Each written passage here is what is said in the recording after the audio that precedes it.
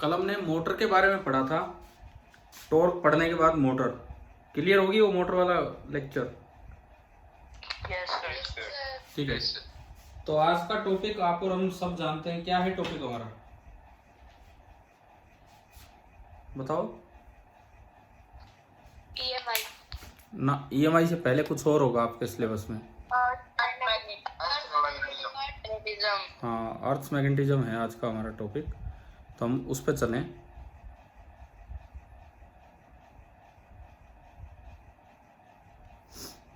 देखिए, today's topic is earth magnetism. एक अच्छा टॉपिक है, ढंग से हमें पढ़ना है।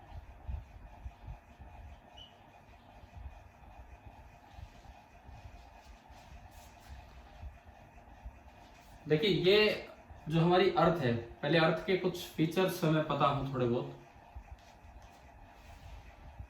ये हमारी अर्थ है, इसका एक होता है axis of rotation. This is the axis of rotation of earth, जिसके अबाउट धरती यूं घूमती है from west to east with some angular velocity omega. एक बहुत ही कम एंगुलर वेलोसिटी के साथ वो घूमती है, ओमेगा के साथ। और इस पॉइंट को हम बोला करते हैं नॉर्थ पोल, इस पॉइंट को साउथ पोल। ये चीजें तो पहले भी आ चुकी है हमारी, है ना। ठीक है, ये बीच में एक इक्वेटोरियल लाइन है, ऊपर नॉर्दर्न हेमिस्फीयर, नीचे सदर्न हेमिस्फीयर, इस तरह का काम है।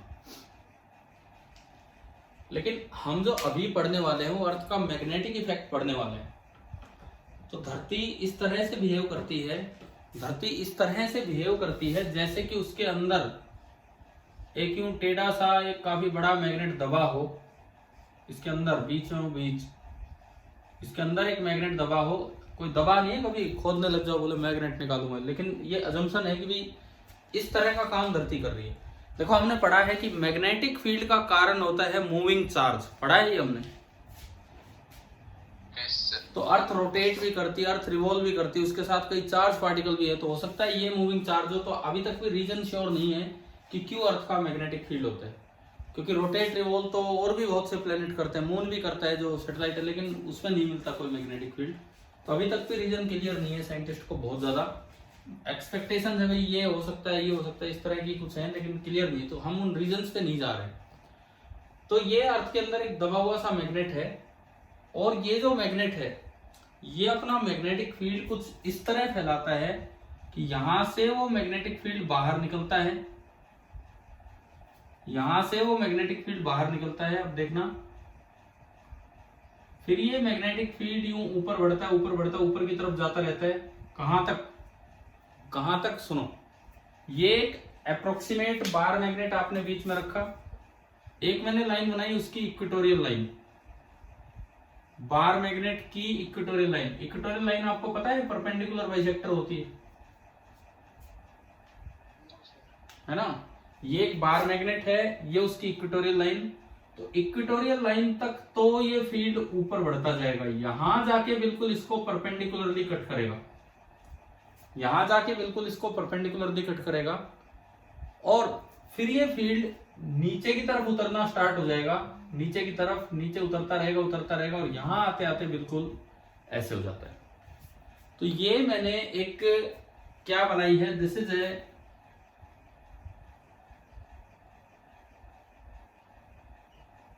Magnetic field line due to earth. Earth के मैग्नेटिक फील्ड की वजह से एक फील्ड लाइन है जो यूं गई है, यहां बिल्कुल ऐसे हो गई है, यहां यूं गई है, और यहां से यूं गई है। अच्छा, ये जो अर्थ के अंदर जो ये बड़ा सा मैग्नेट दिखाया गया है, इसका ये वाला हिस्सा, ये वाला हिस्सा जो एट प्रेजेंट बताया जाता है, वो कहां बताया जाता है? North Canada. समझ गए वो क्या लिखा है मैंने? ठीक है। और ये वाला हिस्सा जहां बताया जाता है, दिस इज, क्या लिखा है?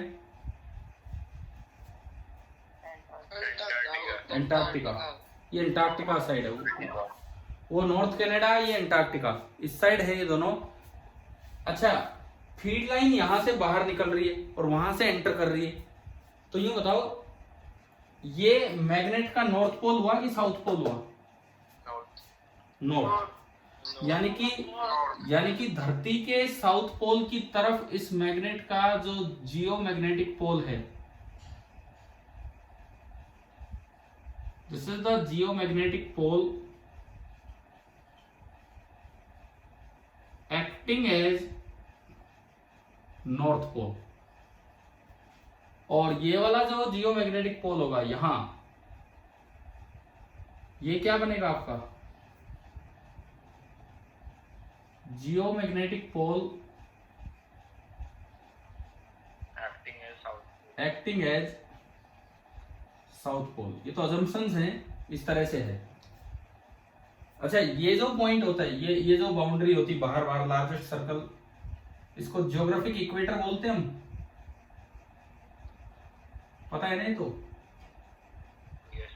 बीच में जो सबसे बड़ा सर्कल है वो ज्योग्राफिक इक्वेटर। ऐसे ही यहां ये जो सर्कल बनता है धरती पे, ये जो सर्कल बनाया जाता है यूं इस बार मैग्नेट के परपेंडिकुलर, इसको बोल देते हैं कि ये कौन सा इक्वेटर है धरती का? This is the magnetic equator. आज देखो थोड़ी सी अर्थ के बारे में क्लास चल रही है, ढंग से समझिए। अच्छी क्लास है, अच्छे से समझिए कि इसमें क्या क्या है। ये धरती है, ये उसका एक्सिस ऑफ रोटेशन है, ये उसका इक्विवेलेंट बार मैग्नेट है, ये उनके पोल्स हैं, ये एक फील्ड लाइन बनाई। फील्ड लाइन में क्या विशेष बात है उस पर मैं आऊंगा अभी। अब देखो किसी भी जगह, जैसे आप यहां हो, अर्थ पे आप यहां हो, तो मैंने एक दिन नॉर्थ साउथ ईस्ट वेस्ट बनाने सिखाए थे आपको। यहां से नॉर्थ पोल की तरफ एक शॉर्टेस्ट कर्व बनाए और उस पर टेंजेंट डाल दीजिए। ये कौन सा पोल है? ये कौन सी डायरेक्शन है? नॉर्थ। ये इक्वेटर की नॉर्थ डायरेक्शन होगी मैग्नेटिक इक्वेटर पे। ये कौन सी डायरेक्शन होगी मैग्नेटिक इक्वेटर पे? साउथ। अगर मैं इसके 90 डिग्री इधर की तरफ चलूं, ईस्ट बनेगी, और इधर की तरफ चलेंगे तो वेस्ट। 90 डिग्री इधर गए तो ये वेस्ट बनी, और 90 डिग्री उधर गए तो ये ईस्ट बनी। और ये जो नॉर्थ ईस्ट वेस्ट साउथ है, ये हॉरिजॉन्टल प्लेन है कि वर्टिकल प्लेन? Horizontal plane. ठीक है। सबसे पहली बात, ये कैसे पता लगा कि धरती पे अर्थ का मतलब मैग्नेटिक फील्ड है अर्थ पे? हम ये जानते हैं कि अर्थ पे आप किसी भी मैग्नेट को फ्रीली सस्पेंड कर दो, अपने आप वो घूम के नॉर्थ साउथ डायरेक्शन में चला जाता है। पता है नहीं आपको? अर्थ पे किसी भी मैग्नेट को सस्पेंड कर दो अपने आप। मून पे ऐसा नहीं होता। और एक मैग्नेट पे टॉर्क लगाता है मैग्नेटिक फील्ड। हमने पढ़ा है टॉर्क होता है M क्रॉस B। तो मैग्नेट को भी टॉर्क तो मैग्नेटिक फील्ड ही लगाएगा। तो वो मैग्नेट घूम इसलिए रहा है क्योंकि अर्थ का मैग्नेटिक फील्ड है। और इतने सालों से समुद्री यात्रा के दौरान लोगों ने इस चीज का यूज किया है डायरेक्शंस निकालने के लिए। आपको पता होगा सी में जब लोग होते हैं तो नॉर्थ साउथ ईस्ट वेस्ट ऐसे तो पता नहीं लगता, तो मैग्नेटिक कंपास का यूज करके, इसीलिए उसे लीडिंग स्टोन भी बोलते थे मैग्नेट को, उससे वो पता लगाते थे कि नॉर्थ किधर है साउथ किधर है ना भाई? पता है नहीं आपको? ठीक है, सुनो। अब ये जैसे कोई भी एक जगह आपकी बनी, इक्वेटर, मैग्नेटिक इक्वेटर है, यहां ये वर्टिकली अपवर्ड डायरेक्शन है, ये वर्टिकली डाउनवर्ड है, और ये एक हॉरिजॉन्टल प्लेन है। मैंने यहां एक वर्टिकल प्लेन लिया, मैंने इक्वेटर पे मैंने एक वर्टिकल प्लेन लिया, तो भाई ये मेरा इक्वेटर पे एक वर्टिकल प्लेन बना इस तरह से। This is a vertical plane at equator. This is a vertical plane at equator. तो वहां पे अर्थ का मैग्नेटिक फील्ड कैसे है बताओ? हॉरिजॉन्टल है कि वर्टिकल है कि बीच में है? बताओ। बिल्कुल बीच में है, मतलब हॉरिजॉन्टल नहीं है। क्या सर? इक्वेटर पे जो अर्थ की ये फील्ड लाइन जा रही है, अर्थ का मैग्नेटिक फील्ड इक्वेटर पे हॉरिजॉन्टल है, वर्टिकल है, या इंक्लाइंड है किसी एंगल पे? हॉरिजॉन्टल। यानी कि यहाँ पे जो बी ऑफ अर्थ है, बी ऑफ अर्थ, वो बिल्कुल ही हॉरिजॉन्टल है। थोड़ी देर धरती पे ही घूमना है, ढंग से समझना है डायग्राम्स। यहाँ पे जो बी है अर्थ का, वो बिल्कुल हॉरिजॉन्टल है, ठीक है। आप थोड़ा सा इधर आओ नॉर्दर्न हेमिस्फीयर की तरफ, आप थोड़ा और ऊपर आओ नॉर्दर्न हेमिस्फीयर की तरफ। मैं ऊपर कहीं जा रहा हूं, एक और कंट्री की तरफ। मान लो मैं यहां आ गया, ये कोई कंट्री है।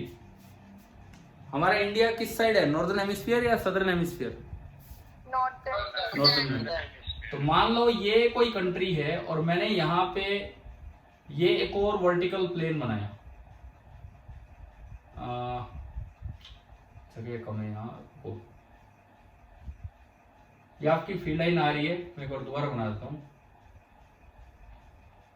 ये आपकी फील्ड लाइन आ रही है ऐसे। मैंने इस जगह पे एक वर्टिकल प्लेन बनाया जिसमें से अर्थ की फील्ड लाइन पास हो रही है। एक ऐसा वर्टिकल प्लेन जिसमें से अर्थ की फील्ड लाइन पास हो रही है।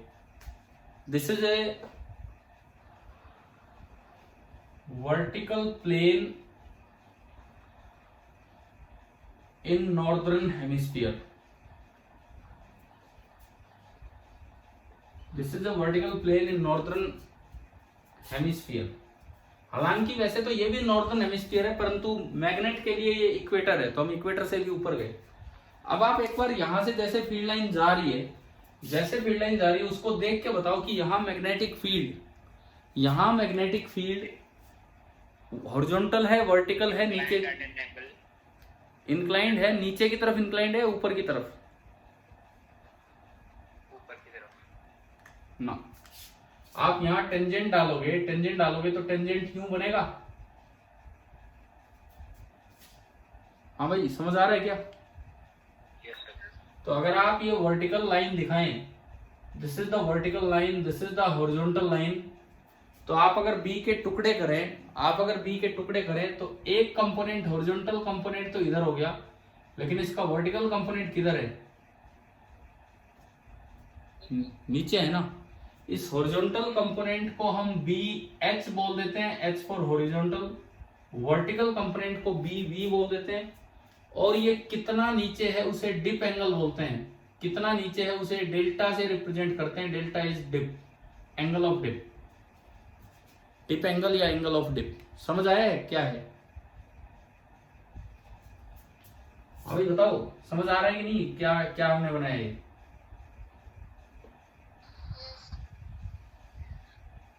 ठीक है। और ये यहां जाते जाते ये बिल्कुल हॉरिजॉन्टल हुआ था, इस तरह की लाइन थी। अब मैं आता हूं, जैसे ऑस्ट्रेलिया साइड गई या सदर्न हेमिस्फीयर में कहीं हम आए, सदर्न हेमिस्फीयर पे देखो, यहां आदमी यूं खड़े होंगे,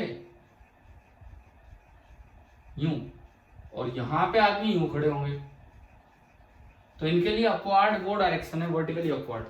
मैंने यहां एक प्लेन माना, यहां एक वर्टिकल प्लेन माना, इस जगह इस इलाके में मैंने एक वर्टिकल प्लेन माना।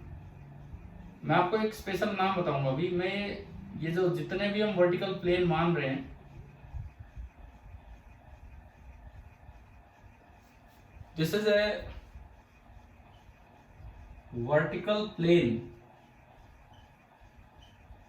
इन साउदर्न हेमिस्फीयर। भाई एक बार ये बताओ, विजिबिलिटी क्लियर है बोर्ड की?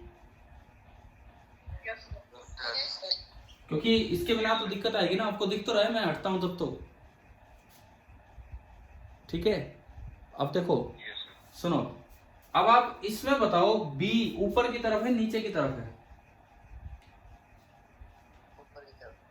ऊपर। अगर आप यहां टेंजेंट डालेंगे तो ये जो बी बनेगा, ये बी इधर है, तो इसके जब दो कंपोनेंट करेंगे, एक तो हॉरिजॉन्टल कंपोनेंट होगा बी एच, और एक ऊपर की तरफ बनेगा बी वी। अच्छा, यहां भी हॉरिजॉन्टल से कितना ऊपर है? देखो, पिछली बार हॉरिजॉन्टल से भी कितना नीचे था, वो एंगल ऑफ डिप था। इस बार हॉरिजॉन्टल से कितना ऊपर है, उसे भी डेल्टा से ही रिप्रेजेंट करते हैं, लेकिन डेल्टा को हम बोल देते हैं एंगल ऑफ इंक्लिनेशन। ऊपर उस एंगल को क्या बोलते थे वहां पे? Angle of dip. सेम है वो। यहां एंगल ऑफ इंक्लिनेशन, ये एंगल इसलिए ऐसा बोला गया है कि यहां पे भी थोड़ा ऊपर बनेगा और वहां पे भी थोड़ा नीचे बनेगा। ठीक है। आप मैं 2-4 मिनट रुक जाऊंगा, बना लेना ढंग से, लेकिन एक बार इधर समझ लीजिए पहले क्या है। तो बताओ इक्वेटर, जियो मैग्नेटिक इक्वेटर पे डिप कितना है या इंक्लिनेशन कितना है? 0। जियो मैग्नेटिक इक्वेटर पे डिप या इंक्लिनेशन जो है वो 0 है। ये ध्यान रखना, ये मैंने कोई एक मैग्नेटिक फील्ड लाइन बनाई थी ड्यू टू अर्थ, जो ये बनाई है। इक्वेटर पे क्या बोलेंगे, डिप या फिर इंक्लिनेशन? इक्वेटर आप बताओ, इधर बताओ, ये जो इक्वेटर है, ज्योग्राफिक इक्वेटर, ये इससे नीचे रह गया ऊपर रह गया? नीचे, इससे नीचे। इसके लिए सदर्न हेमिस्फीयर में डिप होता है कि इंक्लिनेशन होता है? इंक्लिनेशन। ठीक है, हमारे लिए इस इक्वेटर के अकॉर्डिंग ये नॉर्थ और साउथ बनेंगे, मतलब इस तरह से। चलो भाई ये बताओ, यहां तक चीजें समझ आ रही हैं? अब आप ये बताओ, नॉर्थ कनाडा में डेल्टा कितना है?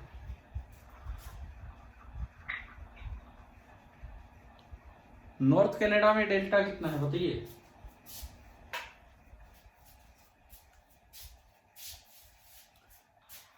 90। यहां बिल्कुल ही, यहां क्या होगा, यहां जब आप दिखाओगे इस जगह कोई वर्टिकल प्लेन बना के भी दिखाओगे ना, तो जो बी है वो बिल्कुल नीचे मिलेगा। हॉरिजॉन्टल के साथ 90 डिग्री पे मिला, लेकिन बी कंप्लीटली नीचे मिला, उसका कोई हॉरिजॉन्टल कंपोनेंट ही नहीं है।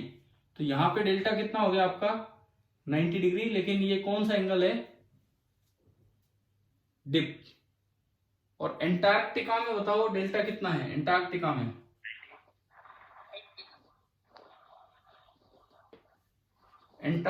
में भी डेल्टा कितना है? 90। लेकिन ये डिप नहीं है, ये क्या है? इंक्लिनेशन। एंटार्क्टिका में जो इंक्लिनेशन है डेल्टा, वो आपका हो गया 90 डिग्री। बीच के किसी पार्ट में इंक्लिनेशन 90 से कम होगा, यहां 0 हो जाएगा इक्वेटर पे, जियोमैग्नेटिक इक्वेटर पे, फिर डिप स्टार्ट होगा और यहां आते आते डिप 90 हो जाएगा। तो आप बताओ अर्थ का मैग्नेटिक फील्ड कहां कैसे घूम रहा है, क्या ये समझ आ रहा है? ठीक है, अब सुनो, थोड़ी देर आप ध्यान से। इक्वेटर का जो दूसरा पार्ट है उसमें एंगल ऑफ डिप बन रहा है, एंगल ऑफ इंक्लिनेशन की वजह। इक्वेटर का जो दूसरा पार्ट है इधर? Yes sir. हाँ तो कोई नहीं, ये देखो ना, ये इक्वेटर अगर डिस्ट्रीब्यूटिंग है तो ये पूरा नॉर्दर्न हेमिस्फीयर है और ये पूरा साउदर्न हेमिस्फीयर है। तो इक्वेटर पे दोनों बन रहे हैं। हाँ तो मैं यही कह रहा हूं, अगर ये इसको आप जैसे मैग्नेटिज्म के लिए इसको बीच की लाइन मानते हैं, तो इसे इधर वाला पूरा नॉर्दर्न हेमिस्फीयर हो गया, इसे इधर वाला पूरा साउदर्न हेमिस्फीयर हो गया। तो साउथ में जो पार्ट आएगा वहां पे इंक्लिनेशन एंगल बनेगा और नॉर्थ में जो पार्ट आएगा वहां पे डिप एंगल बनेगा। ठीक है? ठीक है, चलते हैं हम थोड़ा सा और बढ़े हम इसमें आगे। अब सुनो, ये जो आपने वर्टिकल प्लेन्स बनाए हैं, ये जो जगह जगह वर्टिकल प्लेन बनाए हैं जहां से मैग्नेटिक फील्ड लाइन पास हो रही है, इन वर्टिकल प्लेन्स को नाम दिया जाता है magnetic meridian. These all vertical planes are known as magnetic meridians. Magnetic meridians का मतलब है vertical plane containing the field line of earth। Magnetic meridian का मतलब आ गया है क्या समझ में? किसी भी जगह का वो वर्टिकल प्लेन, मैं कह रहा हूं मैग्नेटिक मेरिडियन का मतलब है किसी भी जगह का वो वर्टिकल प्लेन जहां से फील्ड लाइन पास हो रही है, this is known as magnetic meridian. ठीक है, मैंने हर जगह मैग्नेटिक मेरिडियन ही बनाए हैं, जो भी बनाए सारे के सारे आपके मैग्नेटिक मेरिडियन आपको बना दिए गए। क्लियर है यहां तक? ठीक है, अब सुनो, मैग्नेटिक मेरिडियन तक कैसे पहुंचा जाता है वो सुनिए आप, थोड़ी देर और ध्यान देना। अभी मैग्नेटिक मेरिडियन तक कैसे पहुंचा जाता है, वहां तक पहुंचाने वाला जो हमारा एंगल होता है that is called angle of declination. मान लो मैं इसे थीटा से रिप्रेजेंट करूं, एंगल ऑफ डिक्लिनेशन। देखो क्या तरीका होता है ये सुनिए। किसी भी लोकल आदमी से पूछ के आप नॉर्थ साउथ का पता लगा सकते हैं कि भी नॉर्थ किधर है साउथ किधर है यहाँ पे। अरे जैसे आप अपने घर पे हो, क्या आपको नहीं पता होता है कि आपके घर के नॉर्थ किधर है साउथ किधर है? अगर नहीं भी पता हो तो आपके मम्मी पापा को पता होगा, वो घर जब बनाया होगा तब भी देखते हैं कि नॉर्थ फेस है, कौन सा फेस है, या सन किधर से आ रहा है आपको रोज दिख रहा है, उससे भी आइडिया हो जाता है ईस्ट वेस्ट नॉर्थ साउथ का। ठीक है, तो मैं कहीं भी गया, मान लो मैं इस जगह हूं, मैंने यहाँ पे पता किया, भाई मुझे पता लगा नॉर्थ उधर है तो साउथ इधर हो गया मेरे लिए, तो मैं नॉर्थ की तरफ मुंह करके खड़ा हो गया। अब एक एंगल ऑफ डिक्लिनेशन है, वो एक हॉरिजॉन्टल एंगल होता है। सपोज यहाँ एंगल ऑफ डिक्लिनेशन है 10 डिग्री ईस्ट, इसका मतलब है मैं नॉर्थ की तरफ मुंह करके खड़ा हो जाऊं और मैं ईस्ट की तरफ 10 डिग्री हॉरिजॉन्टली घूम जाऊं, ईस्ट की तरफ 10 डिग्री मैं यूं मुड़ जाऊं। अब ये जो मेरा वर्टिकल प्लेन बना, इसको बोलेंगे हम जियोग्राफिक मेरिडियन। समझ आया ना मैग्नेटिक मेरिडियन, इसको बोलेंगे हम मैग्नेटिक मेरिडियन। समझ आया मैग्नेटिक मेरिडियन कैसे ढूंढते हैं? किसी भी जगह का नॉर्थ साउथ प्लेन आपको पता होगा, उसे बोलते हैं जियोग्राफिक मेरिडियन। किसी भी जगह के नॉर्थ साउथ प्लेन को बोलते हैं geographic meridian. So this is the horizontal angle, this is the horizontal angle between GM and MM at a place. भाई ये बताओ, इनका मतलब समझ आ रहा है जीएम और एमएम? जीएम मतलब जियोग्राफिक मेरिडियन। जीएम का मतलब है, मैंने कहा जैसे मुझे बताया गया कि नॉर्थ इधर है साउथ इधर, जीएम का मतलब है मुझे बताया गया नॉर्थ इधर साउथ इधर, तो मैं नॉर्थ की तरफ मुंह करके खड़ा हो गया और ये जो वर्टिकल प्लेन बना मेरे लिए, दिस इज जीएम। अब मुझे बोला गया कि यहाँ डिक्लिनेशन एंगल है 10 डिग्री ईस्ट, ईस्ट बोला तो मैं 10 डिग्री ईस्ट की तरफ घूम जाऊं, वेस्ट बोल देते तो उधर घूम जाते। मान लो 10 डिग्री ईस्ट तो मैं उधर घूम गया, और ये जो वर्टिकल प्लेन है ये मेरे लिए होगा मैग्नेटिक मेरिडियन। तो इन दोनों के बीच का जो हॉरिजॉन्टल एंगल है, हॉरिजॉन्टल एंगल, वो आपका होता है एंगल ऑफ डिक्लिनेशन। समझ आया? जीएम का दोबारा बना, जीएम मीन्स जियोग्राफिक मेरिडियन। आप जहां खड़े हो, जहां आप अपने घर में बैठे हो, वहां देखो कि नॉर्थ किधर है साउथ किधर। अगर आपको रोज का आइडिया है तो, सन के उगने का छिपने का आइडिया है तो आपको नॉर्थ साउथ का भी पता हो, क्योंकि वो ईस्ट वेस्ट मिल जाते हैं। तो उससे आपको नॉर्थ साउथ मिला, उस नॉर्थ साउथ में नॉर्थ की तरफ मुंह करके खड़े हो जाओ। मैंने कहा जैसे मैं इधर खड़ा हूं नॉर्थ की तरफ मुंह करके, तो और मुझसे बोला गया कि यहाँ डिक्लिनेशन एंगल है 10 डिग्री वेस्ट, मान लो वेस्ट, तो मैं नॉर्थ से 10 डिग्री वेस्ट की तरफ चला जाऊं और उधर मुंह करके खड़ा हूं, ये जो वर्टिकल प्लेन आएगा ये मेरा हो जाएगा मैग्नेटिक मेरिडियन। अच्छा चलो मैं एक डायग्राम बना के आपको दिखाता हूँ, जीएम और एमएम मैग्नेटिक और ये सब। देखो सपोज ये आपका जियोग्राफिक मेरिडियन है, एक वर्टिकल प्लेन है, ये एक जियोग्राफिक मेरिडियन है, ये इसके अंदर एक हॉरिजॉन्टल लाइन है और ये इसके अंदर एक वर्टिकल लाइन है। क्या ये डायग्राम दिख रहा है क्या? Yes sir. ये हॉरिजॉन्टल लाइन हमारी नॉर्थ की तरफ है और पीछे हमारा कौन है? साउथ। ठीक है, अब मुझसे बोला गया कि यहाँ पे डिक्लिनेशन एंगल है 10 डिग्री ईस्ट, तो नॉर्थ और ये साउथ, तो ईस्ट किधर होगा? बाहर होगा इधर। तो मैं इधर की तरफ घूम जाऊं, मैं इधर की तरफ घूम जाऊं और मुझे एक और वर्टिकल प्लेन मिल गया, मुझे एक और वर्टिकल प्लेन मिल गया इधर की तरफ घूमने पे, यूं घूमने पे। This angle is theta, this angle is your declination angle. और अब इस प्लेन में ये तो हॉरिजॉन्टल लाइन होगी, ये मैं अलग लिखता हूं। अब इस प्लेन में ये एक हॉरिजॉन्टल लाइन है, but this is the horizontal line in कौन सा मेरिडियन? कौन सा मेरिडियन है ये? Magnetic meridian. क्योंकि ये आपका बन गया मैग्नेटिक मेरिडियन और ये है आपका जियोग्राफिक मेरिडियन। उन दोनों के बीच के एंगल को बोलते हैं एंगल ऑफ डिक्लिनेशन, जो एक हॉरिजॉन्टल सा एंगल है। ये बुक के 2 पेज की तरह हो गए। अब बताओ क्या ये समझ आया? जीएम और एमएम। ठीक है, ये जियोग्राफिक नॉर्थ है, ये जियोग्राफिक साउथ है। अब देखो आप मैग्नेटिक मेरिडियन में कैसे पहुंचे? थीटा ने पहुंचाया। फिर आपको बी तक कौन पहुंचाएगा? डेल्टा। डेल्टा 0 है, डेल्टा 0 है तो बी सीधा इधर होगा, डेल्टा डिप है तो नीचे होगा, और डेल्टा इंक्लाइन है तो ऊपर होगा। तो आप बताओ कौन से 2 एंगल है जिससे मैं धरती पे किसी भी जगह में बी की डायरेक्शन डिटरमाइन कर पाया?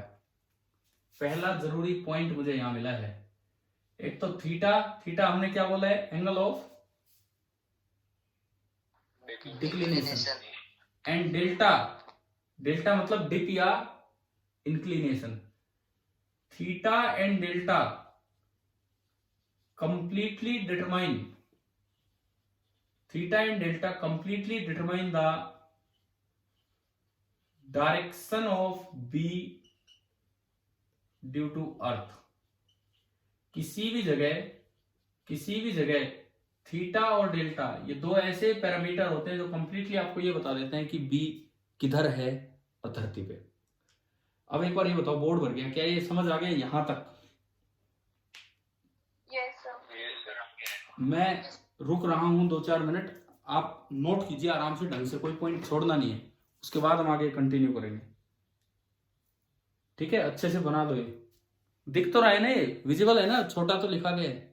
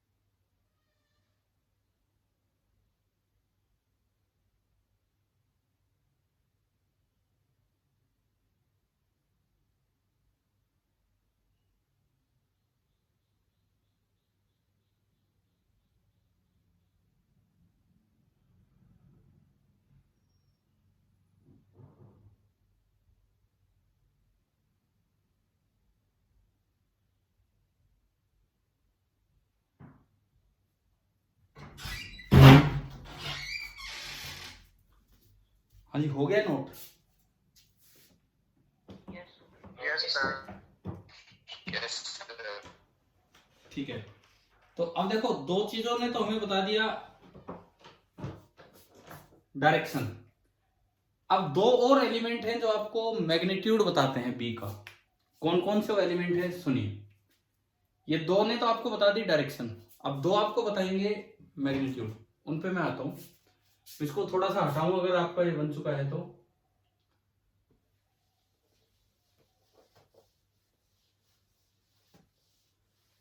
देखो, मान लो आपने किसी जगह एक मैग्नेटिक मेरिडियन बनाया, किसी भी जगह। अब मैं धरती से हटके अलग से दिखा रहा हूं। Let this be a horizontal direction and this be a vertical direction and this is the corresponding magnetic meridian. और मैंने माना कि बी इसमें नीचे की तरफ है, हम अपने इंडिया साइड की बात करते हैं, तो बी इसमें नीचे की तरफ है। यहां हॉरिजॉन्टल के साथ कितना नीचे है उसे हम क्या बोलेंगे? यहां पे डेल्टा क्या है? डिप है। ठीक है, अब तीसरा जो एलिमेंट होता है वो हमें दिया जाता है बी का हॉरिजॉन्टल कंपोनेंट। अक्सर उसको हम बी एच से रिप्रेजेंट कर देते हैं, खाली एच भी लिख सकते हैं, बी एच भी लिख सकते हैं, खाली एच भी। अब बी एच को बोलते हैं हॉरिजॉन्टल कंपोनेंट, BH को बोलते हैं हॉरिजॉन्टल कंपोनेंट। अब जैसे आपने यहां लिखा था एक point, theta and delta completely determine the direction of B due to earth, उस डायग्राम के संदर्भ में अगर मैं यहां लिखूं तो ये बनेगा BH and delta completely determine the magnitude of B due to earth. अगली बात, आप ये डायग्राम बना के और ये पॉइंट लिख दो, कैसे वो आप समझाओगे अब।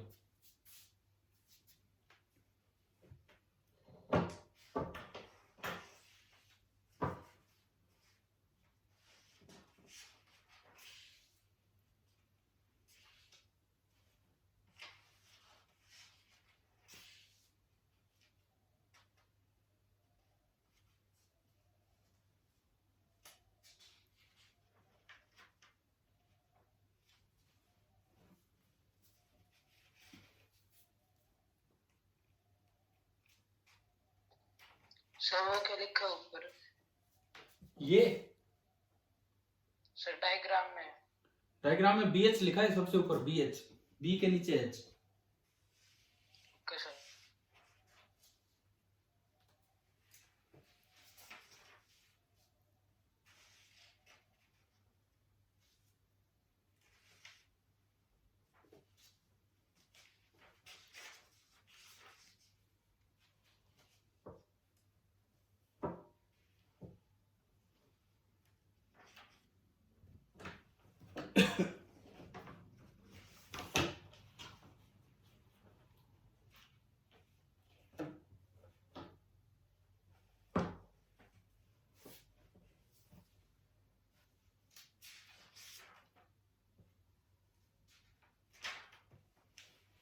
हम लिख लिए क्या?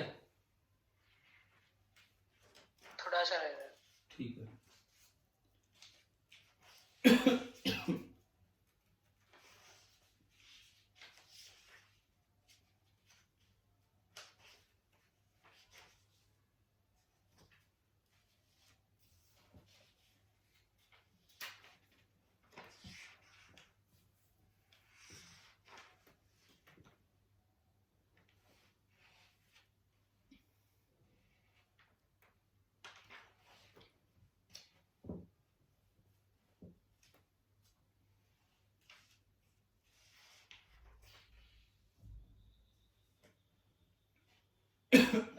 हाँ जी, कोई PM डेल्टा ये नहीं है सर, ये वाला जो आप स्क्वायर में डाल सकते हैं बॉक्स में।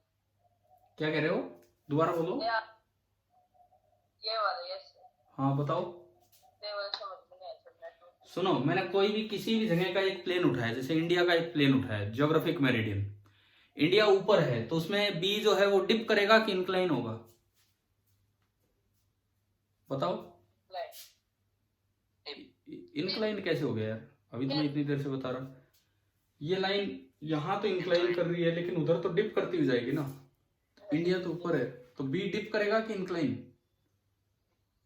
डिप करेगा ना। तो मान लो मैंने उस मैग्नेटिक मेरिडियन को अलग से पेपर पे बना दिया, वो अर्थ के रेस्पेक्ट में नहीं दिखाया, अलग से बना दिया। Let this be the horizontal line in the meridian and this be the vertical line in the meridian. और अगर बी डिप करेगा तो हॉरिजॉन्टल लाइन से थोड़ा नीचे मिलेगा, कितना नीचे, उसे हम डेल्टा बोलते हैं। उसके हॉरिजॉन्टल कंपोनेंट को मेजर कर लिया जाता है, दैट इज BH। तो हमने देखा कि BH और डेल्टा जो है ना वो कंप्लीटली बी का मैग्नीट्यूड दे देंगे। कैसे, अब वो हम वहां से समझेंगे। ट्रिग्नोमेट्री का यूज करें। इस ट्राइंगल में कोस डेल्टा कितना होगा? कोस डेल्टा बोलो। BH अपॉन B, यानी कि मेरे पास BH और डेल्टा से B आ गया। B is equal to BH upon cos of delta. ये ऐसे, ये जो आपने ये लाइन लिखी है ना, इसके बाद ये काम करके दिखा दो, कोस डेल्टा ये, और वहां से B ये निकला।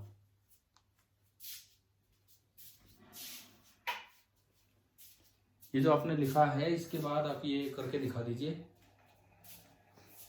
BH and B।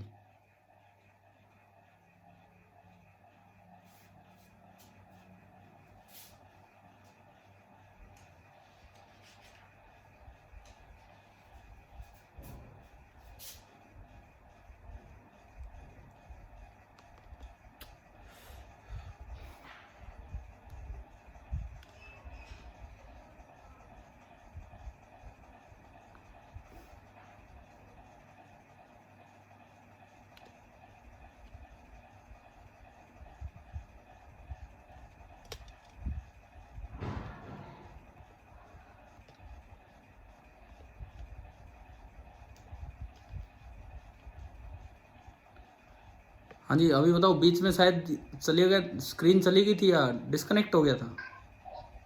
Yes sir. ये ओवर हीटिंग हो गई थी, इसमें लिखा रहा था फ़ोन की ओवर हीटिंग होगी, इसलिए हट गया ये। चलो ये बताओ, ये आखिरी बात, ये बी वाली बात समझ आई है कि कैसे निकाला हमने? सर दोबारा बता दो। किसी भी जगह धरती पे किसी भी जगह मैंने मैग्नेटिक मेरिडियन बनाया नॉर्दर्न हेमिस्फीयर में, तो वहां बताओ बी नीचे की तरफ होगा कि ऊपर की तरफ? हाँ जी बोलिए, जिन जो जो पूछ रहे हैं दोबारा का उन्हीं से मैं पूछ रहा हूँ। किसी भी जगह नॉर्दर्न हेमिस्फीयर में मैंने मैग्नेटिक मेरिडियन बनाया, तो उसमें जो बी होगा धरती का, वो नीचे की तरफ होगा ऊपर की तरफ? नीचे होगा ना? नीचे की तरफ। हाँ तो मैंने मान लिया वो ये कोई मैग्नेटिक मेरिडियन है, धरती को भूल जाओ, मैंने अलग से बना लिया मैग्नेटिक मेरिडियन उस जगह का। ये एक हॉरिजॉन्टल लाइन, ये वर्टिकल लाइन, और बी थोड़ा नीचे की तरफ है। कितना नीचे होता है उसे बोलते हैं डेल्टा। उस बी का हॉरिजॉन्टल कंपोनेंट मेजर कर लिया जाता है BH। तो अब आप बताओ, ट्रिग्नोमेट्रिक इक्वेशन अगर मैं यूज करूं, ट्रिग्नोमेट्रिक रेशियो कोस डेल्टा होगा बेस अपॉन हाइपोटेन्यूज, कोस डेल्टा हो गया BH अपॉन बी, तो बी कितना हो गया? BH by cos delta. अब सुनो, इसका एक और भी कंपोनेंट होता है जो मेजर नहीं करते हैं, that is this vertical component. उसको मैं BV लिख रहा हूं, BV। अक्सर BH को खाली HB लिख देते हैं, BV को खाली ZB लिख देते हैं, पर छोड़ो, हम तो BH और BV यूज करेंगे। ये एक और कंपोनेंट है BV, और यहां से दो तीन रिलेशंस हमें पता होनी चाहिए। एक और कंपोनेंट आते ही दो तीन रिलेशंस हमें पता होनी चाहिए। देखिए क्या क्या।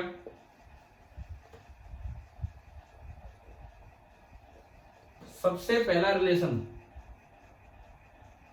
BH is equal to B cos delta component की तरह, and BV is equal to B sine delta. क्या ये कंपोनेंट्स दोनों समझ आ गए आपको? बताओ, साइन डेल्टा का यूज करोगे तो आ जाएगा भाई। ये लेंथ BV है तो ये लेंथ भी BV है। साइन डेल्टा होता है परपेंडिकुलर अपॉन हाइपोटेन्यूज। ये वाली लेंथ आपकी B है टोटल, तो क्या यहां से ये बन गया कि नहीं, BV is equal to B sine delta? Yes sir. ठीक है। और यहां से कोरिलेशन टेन डेल्टा डिवाइड करोगे इससे ये, तो ये बनेगा BV अपॉन BH। और एक और relation B is equal to under root BV square plus BH square. ये इनको स्क्वायर करके ऐड कर दो, यानी कि एक जगह पे ये चार रिलेशंस मेरे पास आ गए। पता नहीं सवाल में कौन सा क्या यूज हो जाए।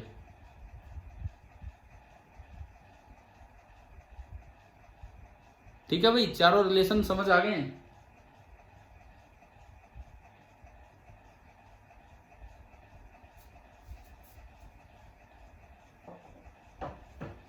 हाँ जी बताओ, चारों रिलेशंस क्लियर है, कैसे आए? ठीक है। अब सुनो, जैसे मान लो मैं इस पे आता हूँ, आपने लिखा BH और डेल्टा कंप्लीटली B देते हैं, एक सवाल लिखिए आप। अच्छा ये और बताओ, B की SI यूनिट क्या होती है?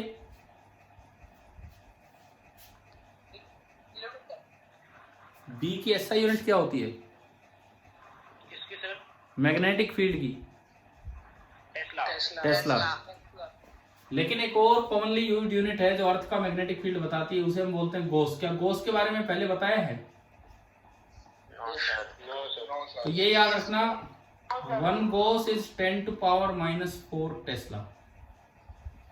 एक ये पॉइंट लिख लो, a commonly used unit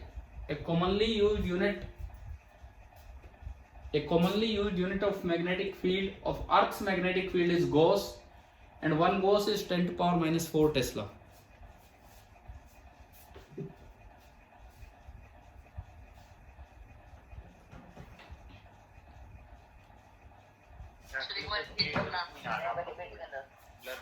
One commonly used unit of Earth's magnetic field is 1 gauss, G, capital G. And 1 gauss is equal to 10 to power -4 tesla. काफी छोटी यूनिट है टेस्ला से। 1 gauss is 10 to power -4 tesla.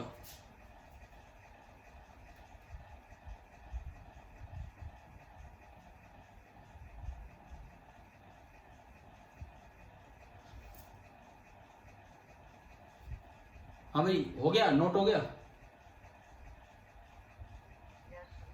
एक question लिखिए, एक question आप लिखो। The horizontal component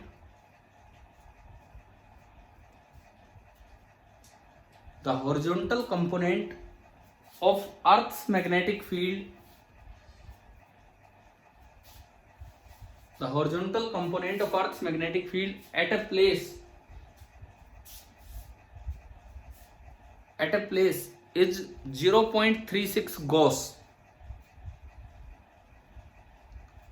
At a place is 0.36 Gauss. कितने गॉस आपको दिया है? 0.36 गॉस। हॉरिजॉन्टल कंपोनेंट इतना है किसी जगह अर्थ के फील्ड का, ठीक है। The dip angle at that place is 60 degree. Dip angle at that place is 60 degree. What is the magnitude of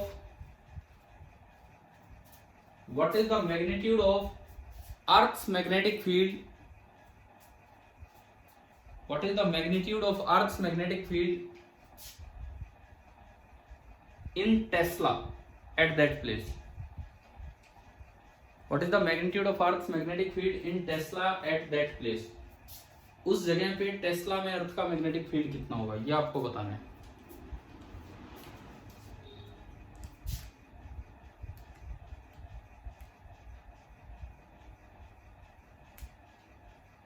sir Gauss की क्या वैल्यू थी? ये लिखा हुआ बोर्ड पे ये थी, ब्लर आ रही है सर स्क्रीन। 0.36 गॉस।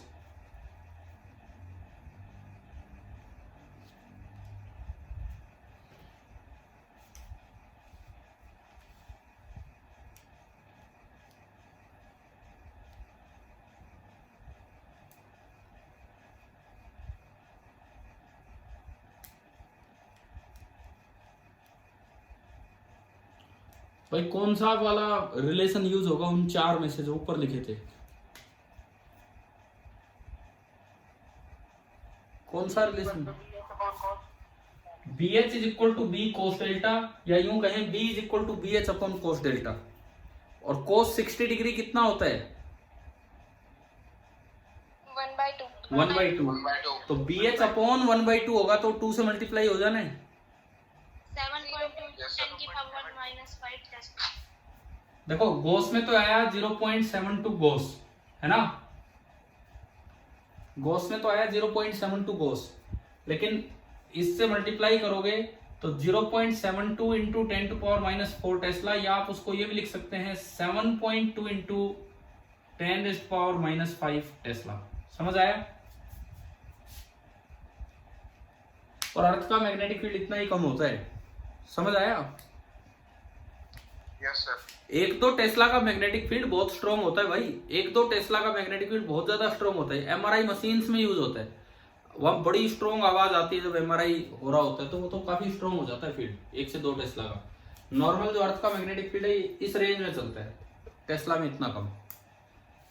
अच्छा अब सुनो, हमने बी की डायरेक्शन निकालनी भी सीख ली। डायरेक्शन कौन निकलवा रहा है? कौन से दो parameter? Theta and delta, declination and dip और इंक्लिनेशन। और मैग्नीट्यूड कौन से 2 कंपोनेंट निकाल रहे हैं? BH and delta. वैसे तो बीवी भी दे दे तो भी निकल जाता, बीवी देते तब भी निकल जाता इसी रिलेशन से, लेकिन हम बीवी को छोड़ देते हैं, हम बीवी को नहीं लेके चलते साथ, तो BH से ही हम निकालते हैं। ठीक है, तो अगर आपसे पूछा जाए क्वेश्चन की तरह लिखो, क्वेश्चन की तरह, what are the magnetic elements of earth. एक सवाल लिखिए, what are the magnetic elements of earth. एक क्वेश्चन की तरह आप लिखिए, what are the magnetic elements of earth. लिख लिया?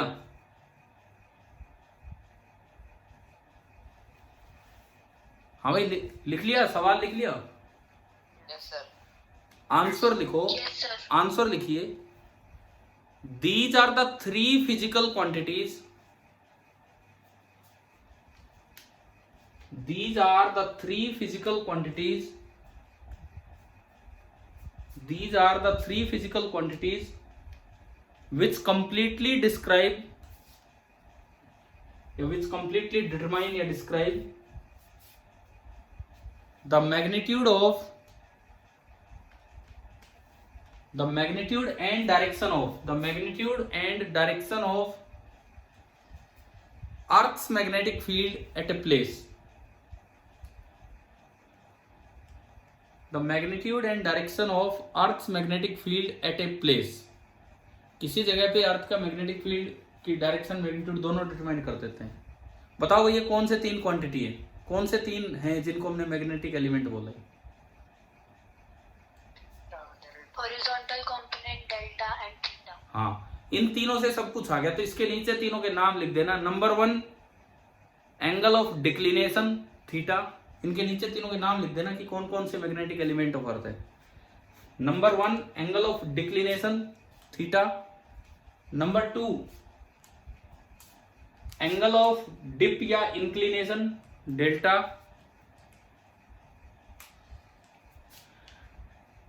एंगल ऑफ डिप या inclination delta, and number 3 horizontal component B H. Number 3 आपका है horizontal component B H.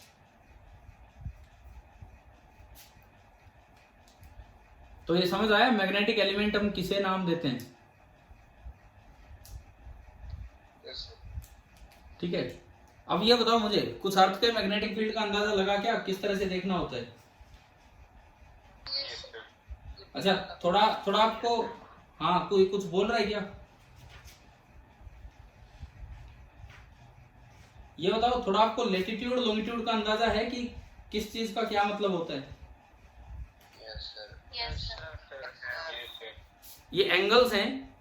Latitude का मतलब है कि ये जो जियोग्राफिक इक्वेटर है, इससे कितना ऊपर आपकी कंट्री है, या कितने ऊपर आपका स्टेट है, या वो डिस्ट्रिक्ट है, या शहर है। लॉन्गिट्यूडनल का मतलब है कि इससे कितना ईस्ट में या कितना वेस्ट में आप हो।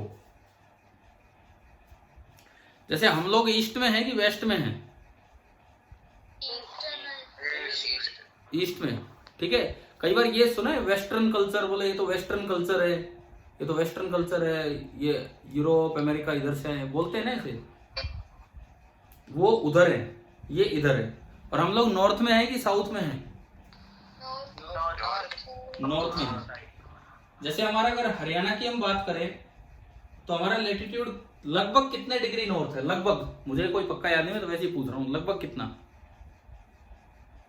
हरियाणा का जो लेटिट्यूड होता है लगभग 27 डिग्री नॉर्थ से लेके 30 डिग्री नॉर्थ तक होता है।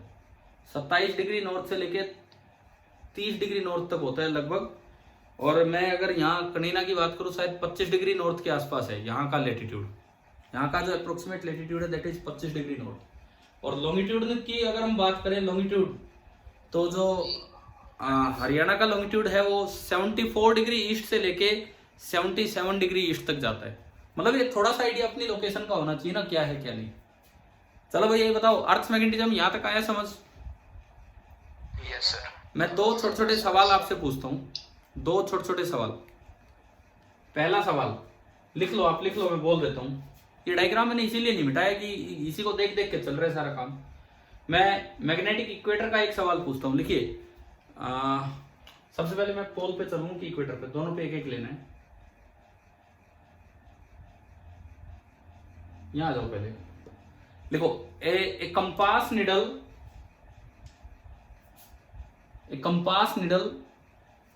which is free to rotate horizontally. A compass needle which is free to rotate horizontally.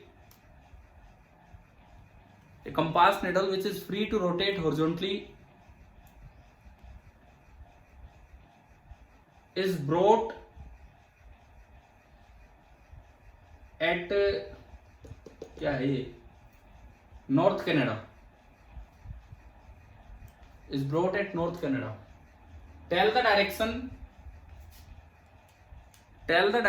in which the needle will stay. Tell the direction in which the needle will stay.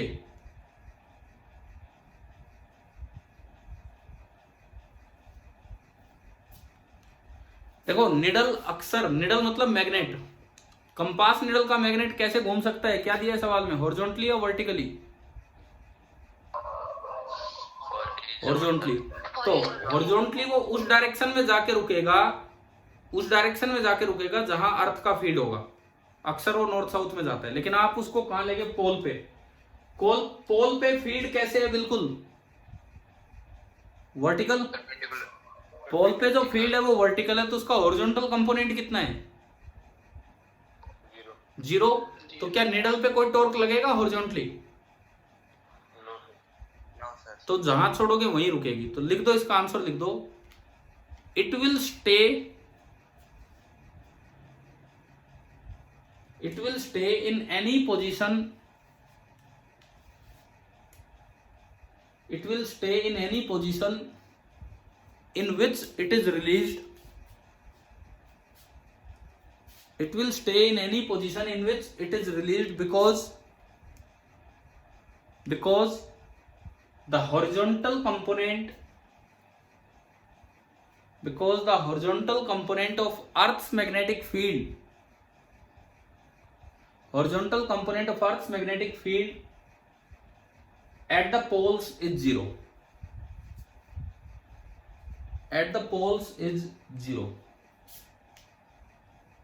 हाँ भाई बताओ, ये समझ आया ये वाला क्वेश्चन? Yes sir. एक ऐसा ही सवाल यहाँ का लेते हैं, अब आपको इसमें सोचना होगा। लिख लिया है ना, लिख तो रहे हो ना सभी? लिखो। अगला सवाल, या इस क्लास का आखिरी सवाल, a dip circle, a dip circle in which the needle can rotate vertically, a dip circle in which the needle can rotate vertically is placed at geomagnetic equator, is placed at geomagnetic equator in a direction, is placed at geomagnetic equator in a direction, या in a plane, in a direction नहीं, in a plane perpendicular to the magnetic meridian। Geomagnetic की बात बोल रहा हूँ। अरे यार कौन सा geomagnetic? A dip circle in which the magnetic needle या needle can rotate vertically is placed at geomagnetic equator, is placed at geomagnetic equator in a plane, in a plane perpendicular to the magnetic meridian। लिख ली ना अब तो line? tell the direction in which the needle will stay। Needle किस direction में रहेगी ये आपको बताना है। Tell the direction in which the needle will stay, ये आपको बताना है।